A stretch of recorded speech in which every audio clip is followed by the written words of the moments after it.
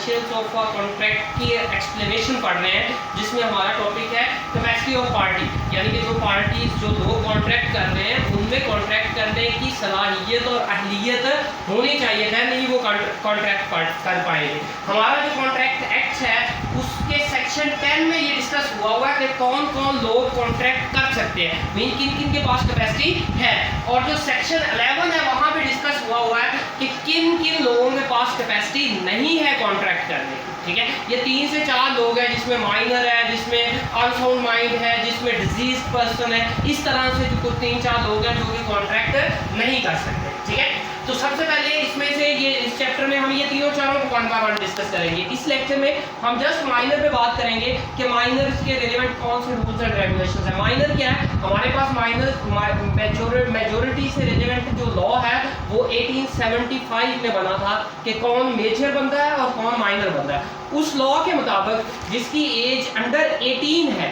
ठीक है, वो माइनर है, और जो 18 से अबव है वो मेजर है। लेकिन अगर एक बंदे के लिए गार्डियन अपॉइंट किया गया है तो वो गार्डियन अगर उसका अपॉइंट किया गया जो उसके बिहाफ पे कॉन्ट्रैक्ट करता है तो देन उसकी एज 21 ईयर्स होने तक वो क्या रहेगा, माइनर ही रहेगा। ठीक है, और अब अगर माइनर एग्रीमेंट करता है तो उससे रिलेवेंट क्या रूल्स एंड रेगुलेशंस है। माइनर जो भी एग्रीमेंट करेगा सबसे पहले वो क्या कहलाता है, वाइड एग्रीमेंट कहलाता है, क्या यानी कि वो लीगल नहीं है। ठीक है, और अगर माइनर और रेक्टिफिकेशन की बात करें, रेक्टिफिकेशन का मतलब ये है कि माइनर ने माइनॉरिटी में, यानी कि जब वो 18 से लेस था तो उसने कोई कॉन्ट्रैक्ट किया, ठीक है, अब वो मेजर हो गया यानी कि 18 से अबव एज हो गई है, तो वो उसको रेक्टिफाई करने की कोशिश करता है। क्या करता है, मीन करेक्ट करने की कोशिश करता है, तो वो नहीं कर सकता क्योंकि वो बेस से ही क्या था, गलत कॉन्ट्रैक्ट था, तो आपको रेक्टिफाई नहीं हो सकता। इसी तरह नेक्स्ट क्या है, माइनर एंड स्टेपल। स्टेपल का कानून जो है वो बड़ा इंपॉर्टेंट है, शॉर्ट क्वेश्चन में अक्सर पूछा जाता है कि स्टेपल क्या होता है।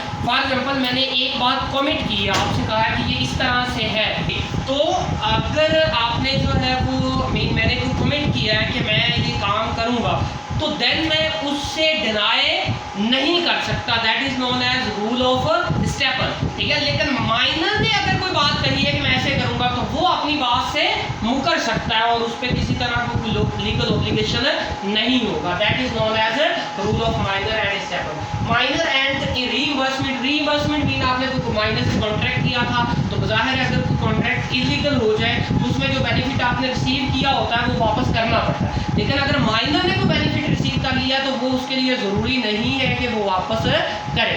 ठीक है, इसी तरह क्या है, minor and necessities of life. Necessities क्या होती हैं, वो चीज़ें जो ज़िंदगी गुजारने के लिए ज़रूरी है। ठीक है, एक बंदा माइनर है और तो उसको कोई बंदा वो चीज़ें प्रोवाइड कर रहा है, ठीक है, तो वो क्या कहलाएगा, प्रोवाइडर कहलाएगा। ठीक है, प्रोवाइडर अगर चीज़ें प्रोवाइड करता है तो माइनर की प्रॉपर्टी में से वो उसकी रीजनेबल जो प्राइस बनती है वो चार्ज कर सकता है। लेकिन इसमें 2 कंडीशन है। नंबर 1, माइनर के पास प्रॉपर्टी होनी चाहिए, ठीक है, देन ही उसकी प्रॉपर्टी से, अगर उसके पास प्रॉपर्टी नहीं है तो आप उसको कोई चीज़ प्रोवाइड करते हैं तो उसको रिकवर नहीं कर पाएंगे। और सेकेंडली क्या है, माइनर के पास नेसेसिटीज ऑफ लाइफ ना हो देन आप उसको प्रोवाइड करेंगे तो देन आप चार्ज कर सकते हैं। अगर उसके पास ऑलरेडी है और देन आप प्रोवाइड करके और उस पर जो है वो उसकी प्राइस लेना चाहते हैं तो देन आपको नहीं मिलेगी। इसी तरह क्या है, agreement on behalf of minor. अगर आप माइनर के बिहाफ पे एग्रीमेंट करते हैं तो माइनर उसके लिए अहल है, माइनर बेनिफिट रिसीव कर सकता है लेकिन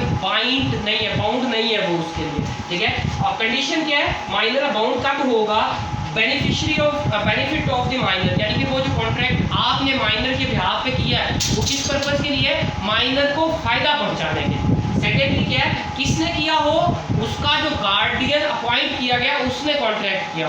और थर्डली क्या है, वो जो गार्डियन जिसने कॉन्ट्रैक्ट किया उसके पास ये कॉन्ट्रैक्ट करने की अथॉरिटी हो, देन अगर वो कॉन्ट्रैक्ट करेगा तो माइनर उस कॉन्ट्रैक्ट के लिए बाउंड होगा।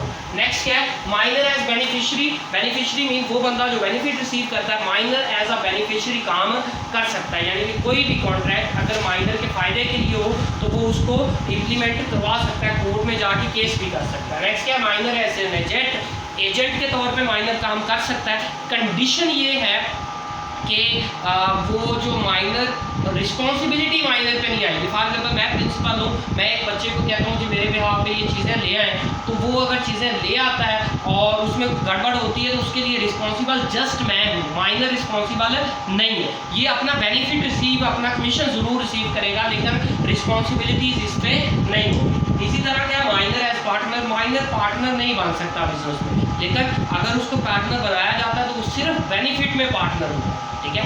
और उसने जो पैसे लगाए हैं वो जितने पैसे उसने लगाए हैं वो उतने के लिए रिस्पॉन्सिबल होगा। That is known as liability of minor is limited. Limited mean जितने उसने लगाए हैं वो उतने के लिए रिस्पॉन्सिबल है। श्योरिटी फॉर माइनर, अगर मैं माइनर के बिहाफ पे श्योरिटी देता हूँ, गारंटी देता हूँ कि अगर ये नहीं करेगा तो मैं करूँगा, तो माइनर रिस्पॉन्सिबल नहीं है, वो बंदा रिस्पॉन्सिबल है जिसने श्योरिटी दी है। That is known as surety for minor, ठीक है। Minor as a member of company, minor company का मेंबर नहीं बन सकता, लेकिन हाँ अगर माइनर के पेरेंट्स ने शेयर्स कंपनी के खरीदे हुए थे, यानी कि कंपनी के उसके जो पेरेंट्स हैं वो मेंबर थे, ठीक है, और उनकी डेथ हो गई, तो देन उसके जो शेयर्स के राइट्स हैं वो किसको ट्रांसफर हो जाएंगे, माइनर को हो सकते हैं। और इसी तरह नेक्स्ट क्या, माइनर एंड इंसॉल्वेंसी। इंसॉल्वेंसी क्या होता है, अगर एक बंदा अपनी रिस्पॉन्सिबिलिटी अदा नहीं कर सकता, उसके डेट जो है वो बढ़ जाते हैं और उसके रिसोर्सेज जो है वो कम हो जाते हैं, that is known as insolvency, या जिसको हम बैंकरप्सी बोलते हैं, ठीक है।